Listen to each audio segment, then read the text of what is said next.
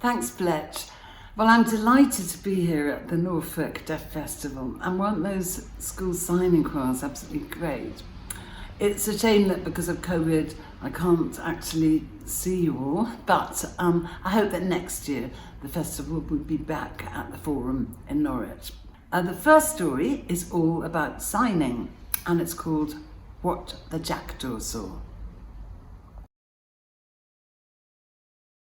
I'm Julia Donaldson, and I'm wearing the special medal I had when I was the Children's Laureate from 2011 to 2013. And that's because today we're going to be reading the story What the Jackdaw Saw, which was written during the time I was the Children's Laureate, not just by me, but by some deaf students. I'm a bit deaf myself. I wear hearing aids in both ears. And when I was a Children's Laureate, I was keen to create some stories for deaf children and with deafness themes. So I was delighted when an organisation called Life and Deaf invited me to do a workshop with some deaf children to help them create a picture book about sign language. They'd already thought of the title, What the Jackdaw Saw, and I just helped them write the story and then to get it published a couple of years later with great illustrations by Nick Sharratt. I'm going to tell you the story, What the Jackdaw Saw, by, wait for it, Alex, Christopher, Frankie, James, Jasmine, Gemma, Casey, Kaylee, Kitty, Lenka, Marcus, Michael, Nadim, Nazmin, Pierre, Ruki, Saifullah, Somaya, Sophie and Tanvir, with Julia Donaldson.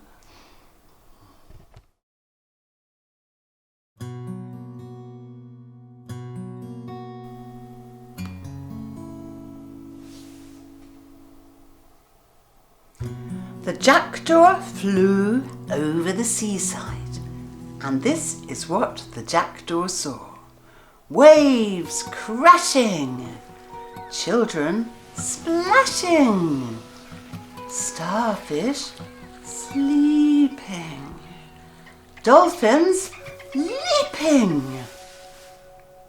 and an octopus touching his head with a tentacle. "Come to my party," the jackdaw said, but the octopus went on touching his head. The jackdaw flew over the farm, and this is what the jackdaw saw. Piglet squeaking, a gate creaking, cows grazing, a sheepdog blazing, and a white horse touching his head with his hoof. "Come to my party," the jackdaw said, but the horse just went on touching his head. The jackdaw flew over the town, and this is what the jackdaw saw. Buses rumbling, people grumbling, a taxi hooting, children scooting, and a black cat touching his head with his paw. "Come to my party," the jackdaw said, but the cat just went on touching his head. The jackdaw flew over a forest, and this is what the jackdaw saw. A ferret dancing, a deer prancing, a fox jumping, a rabbit thumping, and a red squirrel touching her head with her tail. "Come to my party," the jackdaw said, but the squirrel just went on touching her head. The jackdaw flew into a thundercloud, And this is what the jackdaw saw. Nothing. Jackdaw crashing, lightning flashing, thunder clapping, feathers flapping, and a brown owl touching his head with his wing. Why didn't they warn me? The jackdaw cried. Why didn't you see them? The owl replied. Octopus signing, white horse signing, black cat signing, red squirrel signing, every one of them touching his head. Danger, danger, that's what they said. The jackdaw flew up to the owl's branch. Then, feathers twirling, wings whirling, eyes happy, feet tappy, the jackdaw learnt to sign with his wings. Come to my party, the jackdaw signed. Then all the animals followed behind. The jackdaw flew back to the seaside. Look who's there. Can you see? Octopus drumming, black cat strumming, white horse swaying, red squirrel playing, and the jackdaw signing with his wings. Then lots more signing friends appeared. What a great party! Everyone cheered. I hope you enjoyed the story. And did you spot that black thundercloud before the jackdaw did? I really loved watching Rachel Wilkins there. She's the signer in that little film you've just been seeing, which was the BSL, British Sign Language edition of the book. Well, now we're going to see some of the children who helped to write what the jackdaw saw, demonstrating some of the signs for the things in that book.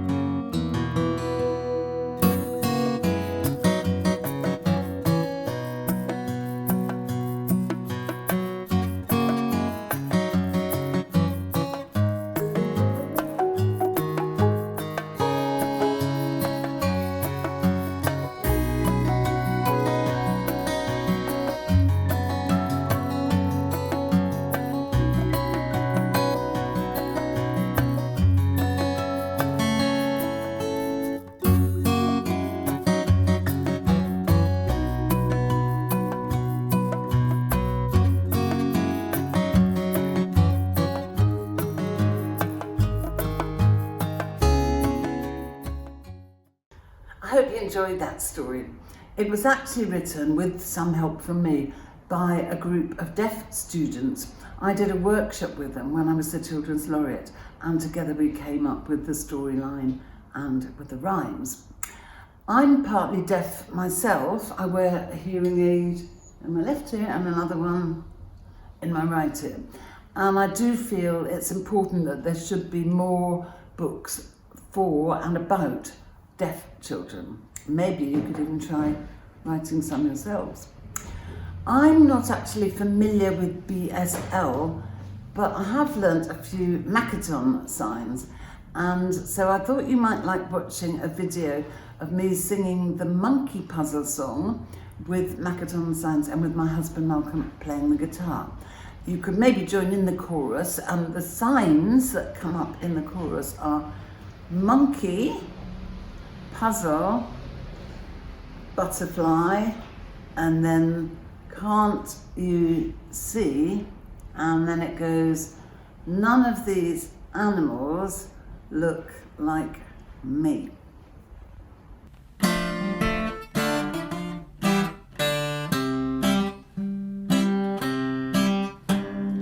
My mum isn't a great grey hunk. She's got no tusks and she's got no trunk. She doesn't hiss and she doesn't croak. Butterfly, butterfly, please don't joke. It's a monkey puzzle.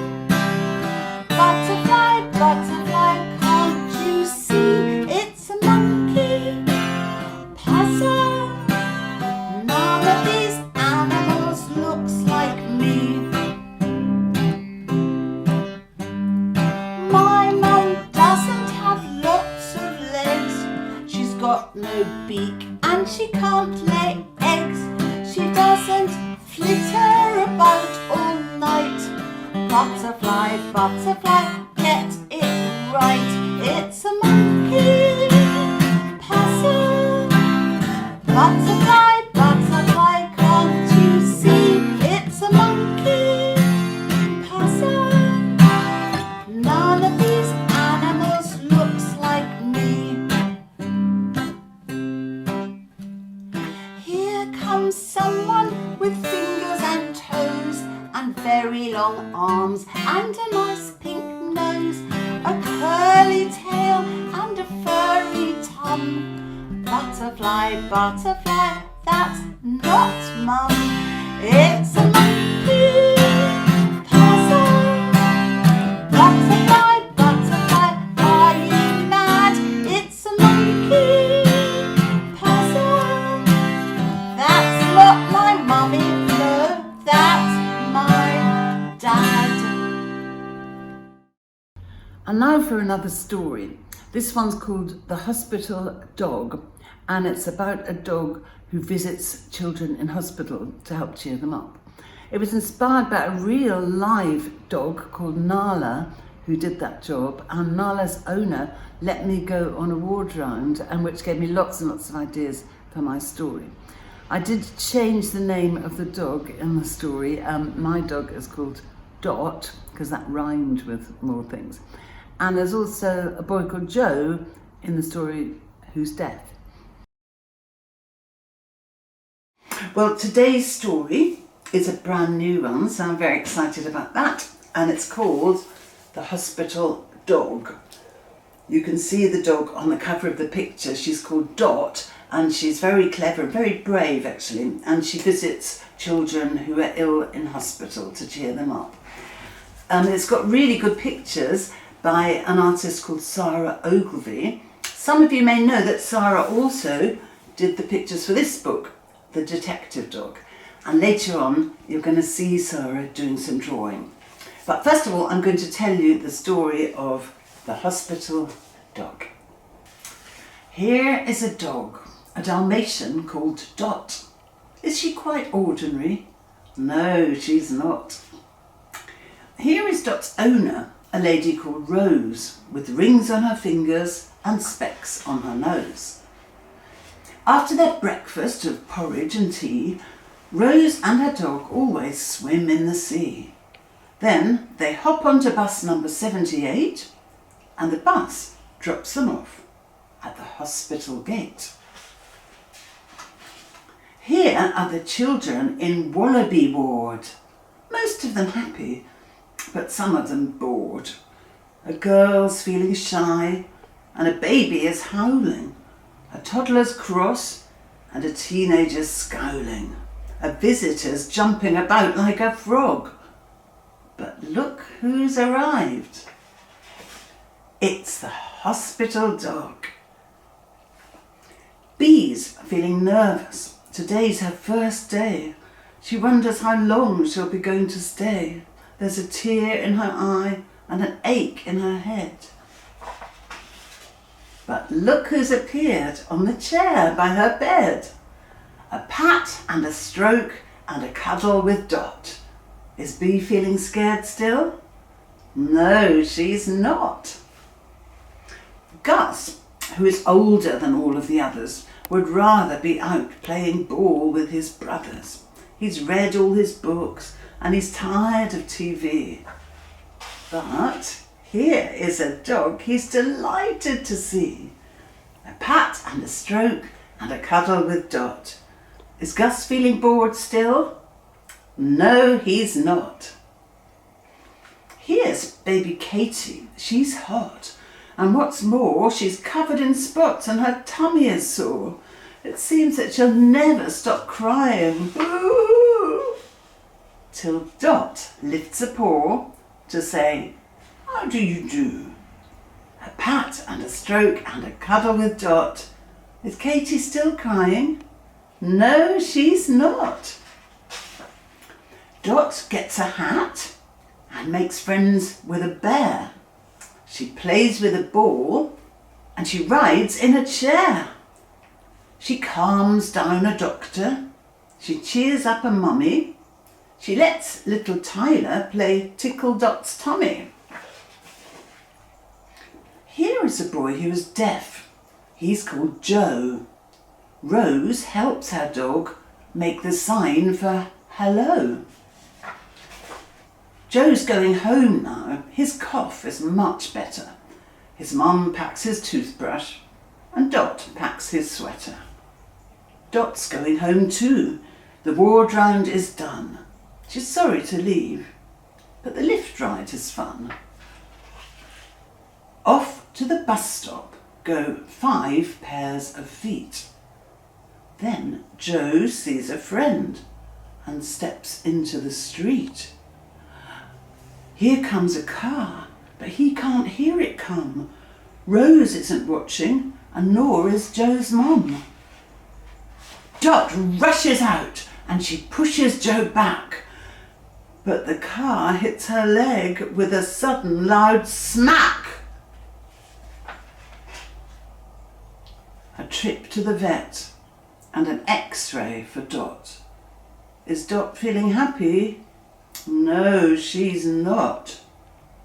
The vet says, "Don't worry, it's not a disaster. The leg will be fine after 6 weeks in plaster." 6 weeks to wait. That's a very long time. Dot has a limp and she can't jump or climb. No swimming, no bus rides. Dot's feeling bored. But here come the children from Wallaby Ward.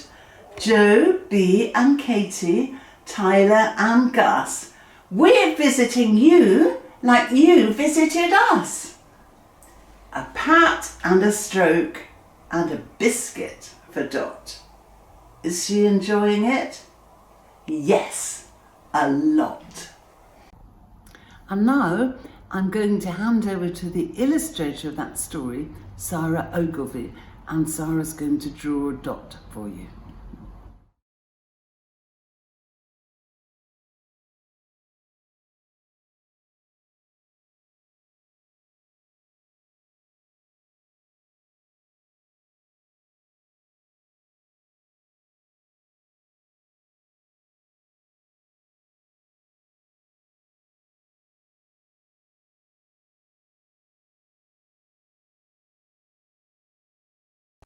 Thanks, Julia.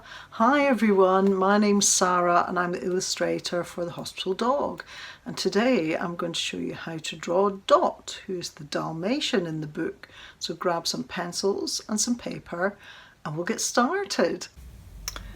So I've got my piece of paper ready and I've also got a 2B pencil that I'm going to be using. These 3 coloured pencils.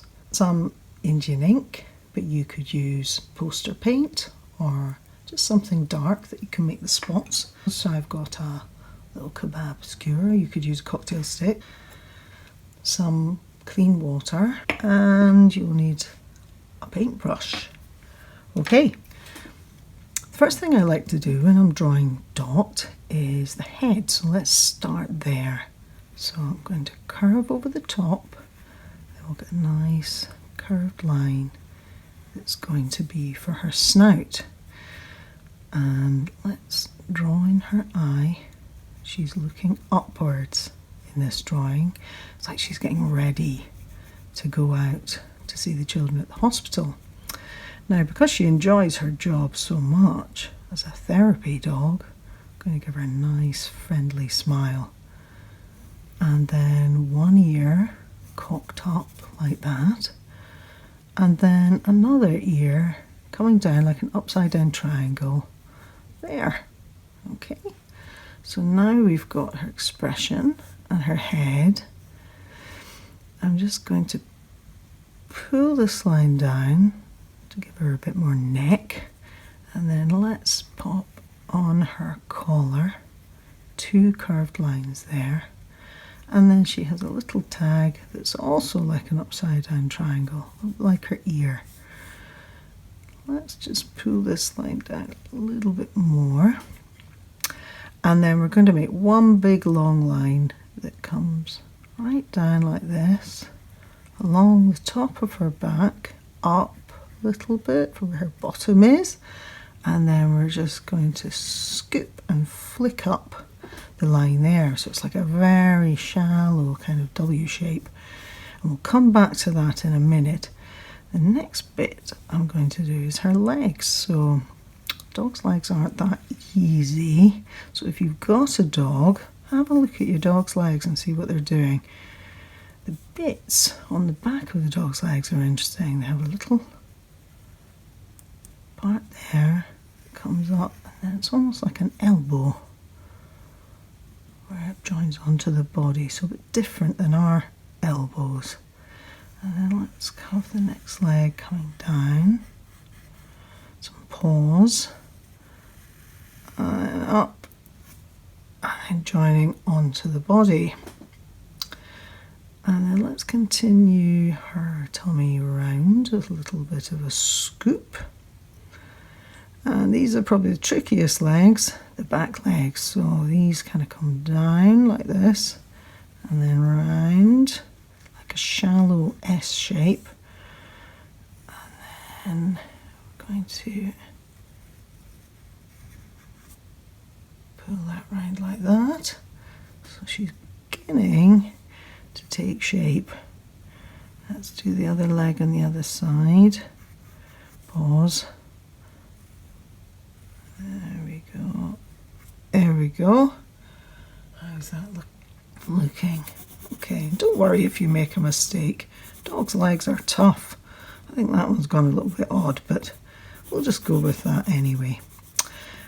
And let's just keep that going up there, and then let's just join that line up to join the end of the tail. Okay, I think we've got ourselves a dog.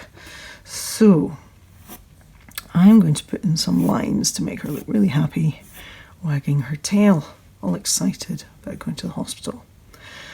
Now a little bit shading, just lightly like that with your pencil, and that just makes those legs look a little bit further away, so there's a bit of space under her body. So I think we can add in some colour now. So let's start off with our collar. Collar's a nice turquoisey blue. There we go, maybe a little bit on there as well.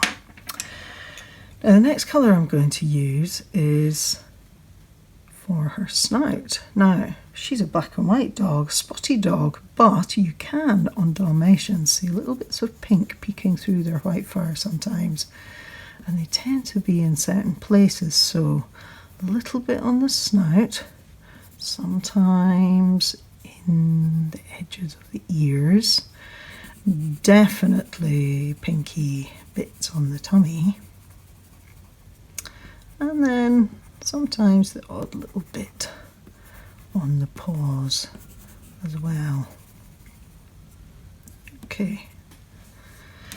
Now, what have I forgotten? Ah, yes, I forgot to draw in her therapy coat, so let's just pop that in. Now, that's very important because that shows what Dot does when she goes to the hospital, because she helps the children feel better. And then, because she's helping them, here's a little helping paw, little logo. I think I'll draw that in orange.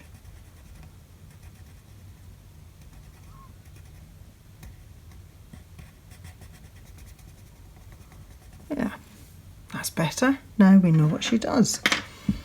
Okay, fun bit now. Let's add some water. So what I'm doing is I'm dipping my paintbrush in the water, just the water at this point, and I'm just going to lightly paint it on. You can't see anything at the moment. And then I'm going to take my cocktail stick or skewer, and I'm just going to go pop, pop.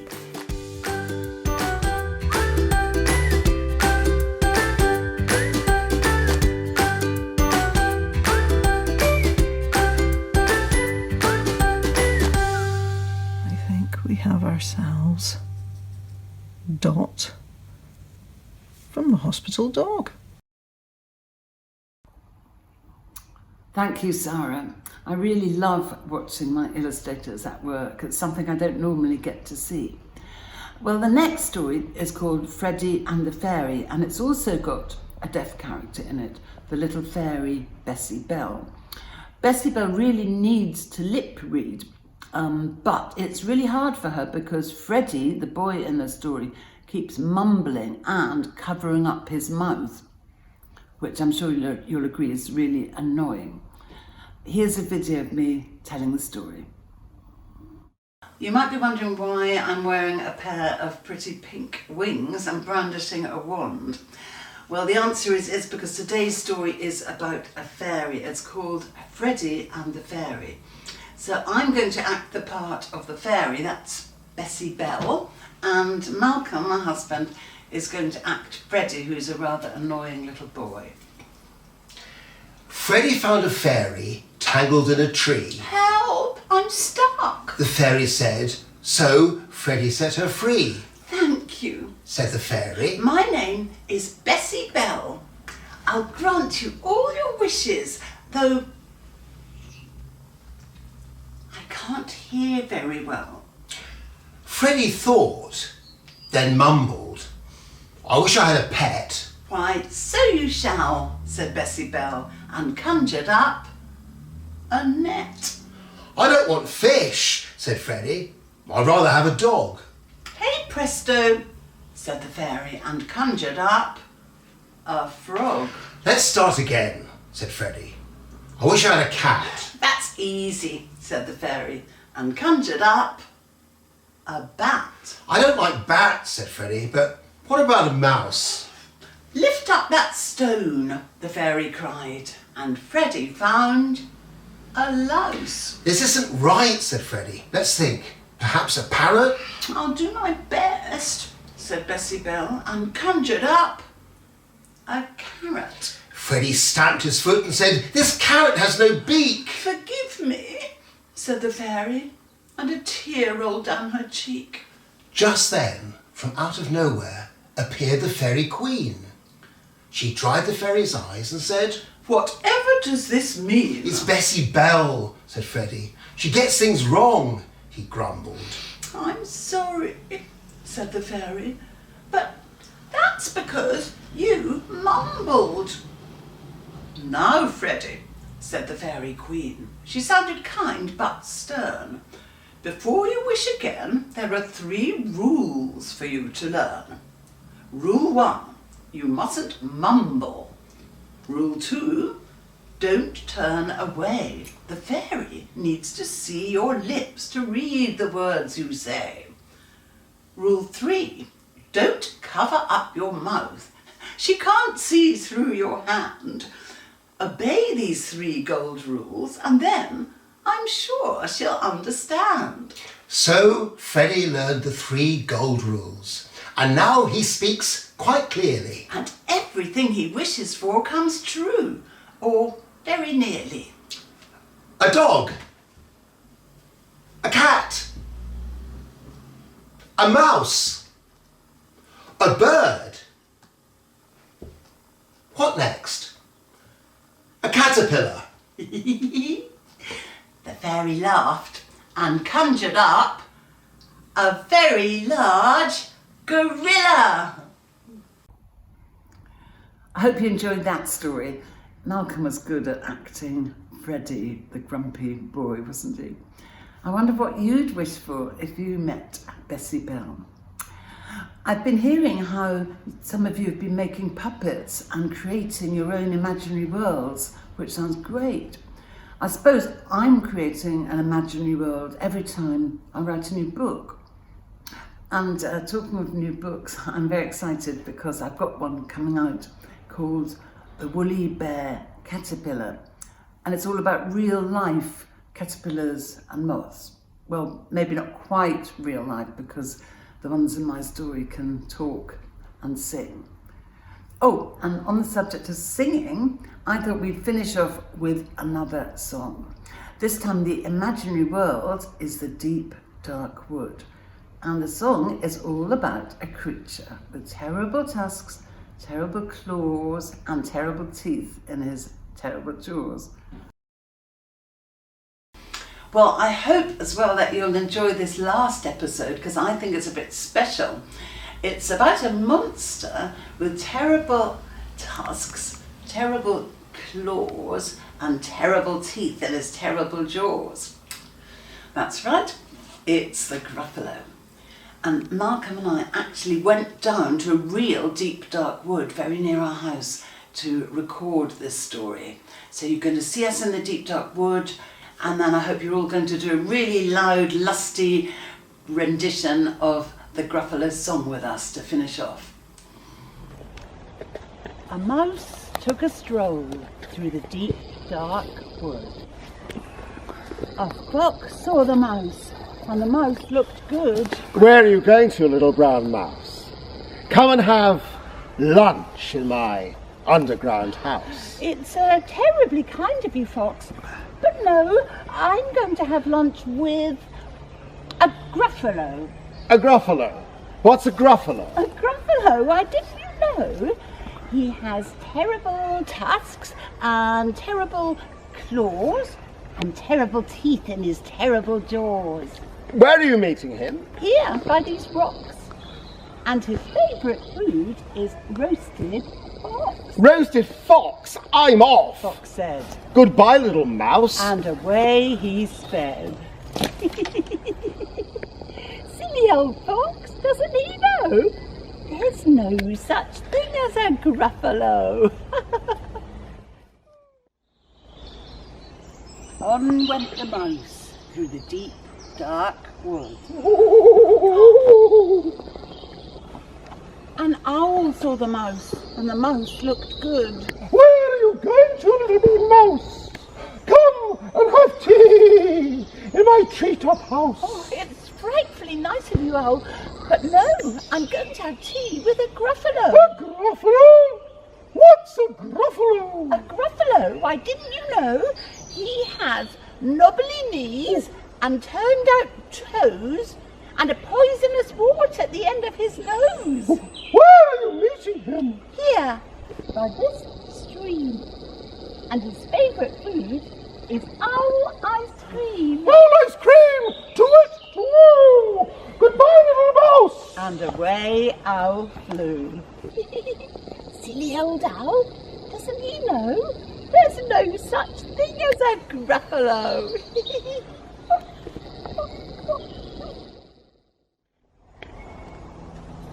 On went the mouse through the deep dark wood. A snake saw the mouse, and the mouse looked good. Where are you going to, little brown mouse? Come for a feast in my log pile house. It's wonderfully good of you, Snake, but no, I'm having a feast with a Gruffalo. A Gruffalo? What's a Gruffalo? A Gruffalo? Why, didn't you know? His eyes are orange, his tongue is black, he has purple prickles all over his back. Where are you meeting him? Here, by this lake. And his favourite food is scrambled snake. Scrambled snake! It's time I hid. Goodbye, little mouse. And away Snake flew. Oh. Silly old snake! Doesn't he know? There's no such thing as a Gruffalo. Who is this creature with terrible claws and terrible teeth in his terrible jaws? He has knobbly knees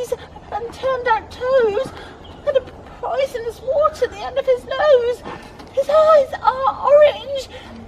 His tongue is black. He has purple prickles all over his back. Oh, help! Oh, no! It's a Gruffalo! My favourite food. The Gruffalo said. You'll taste good on a slice of bread. Good, said the mouse. Don't call me good. I'm the scariest creature in this wood. Just walk behind me and soon you'll see everyone is afraid of me. All right, Said the Gruffalo, bursting with laughter. You go ahead and I'll follow after.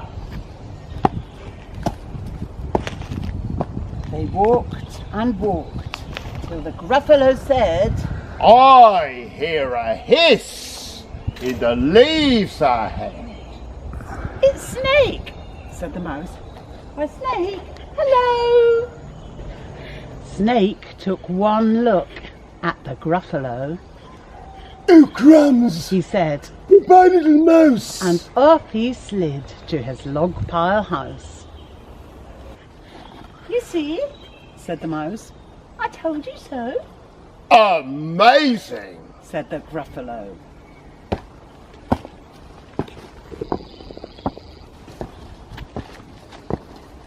They walked some more till the Gruffalo said, I hear a hoot in the trees ahead. It's Owl, said the mouse.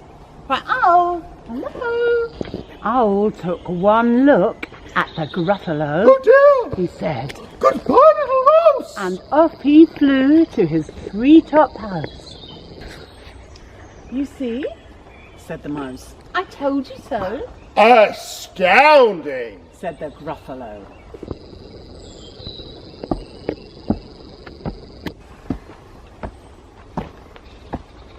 They walked some more till the Gruffalo said, I can hear feet on the path ahead. It's Fox, said the mouse. Why, Fox, hello. Fox took one look at the Gruffalo, Oh, help! he said, Goodbye, little mouse. and off he ran to his underground house. Well, Gruffalo, said the mouse, you see, everyone is afraid of me.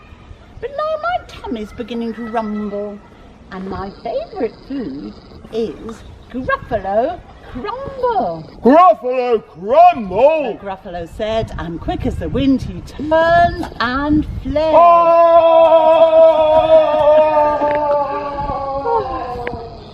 All was quiet in the deep, dark wood. The mouse found a nut. And the nut was good. Well, we're going to finish off the broadcast and the whole series with the Gruffalo song. You're going to see a film of me singing it, and Malcolm's playing his guitar, and I'm also going to be signing the song in Makaton, special sign language. So do copy some of the signs I'll be doing, and I'm going to teach you the most important one, which is Gruffalo, and it's like this. Shall we try that? You go like this first, that's the sign for G, and that's a kind of monstery bit tacked on at the end. We'll practice it one more time. Gruffalo. Very good. Malcolm and I are going to sing the Gruffalo song in Makaton. Just before we start, I want to explain something, which is that the word purple has two different signs. One sign is this. That's red lips and blue veins, red and blue making purple. That was a little bit difficult to fit in with the singing, so I've chosen to sign it this way, purple.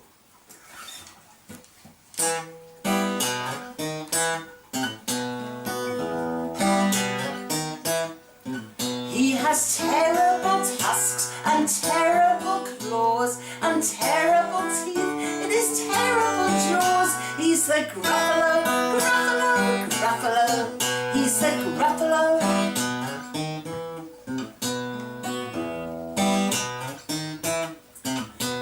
has knobbly knees and turned out toes, and a poisonous wart at the end of his nose. He's a Gruffalo, Gruffalo, Gruffalo. He's a Gruffalo.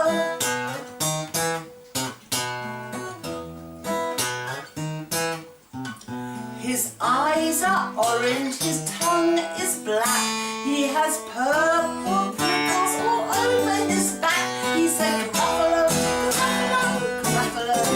He's a Gruffalo, Gruffalo, Gruffalo. He's a Gruffalo.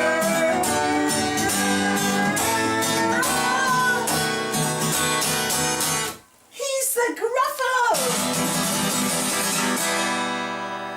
He has terrible tusks and terrible claws and terrible teeth in his terrible jaws. He's a Gruffalo, Gruffalo, Gruffalo.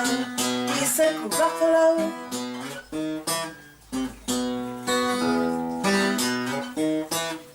He has knobbly knees and turned out toes, and a poisonous wart at the end of his nose. He's a Gruffalo, Gruffalo, Gruffalo.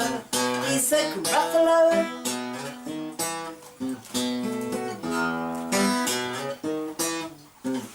His eyes are orange, his tongue is black.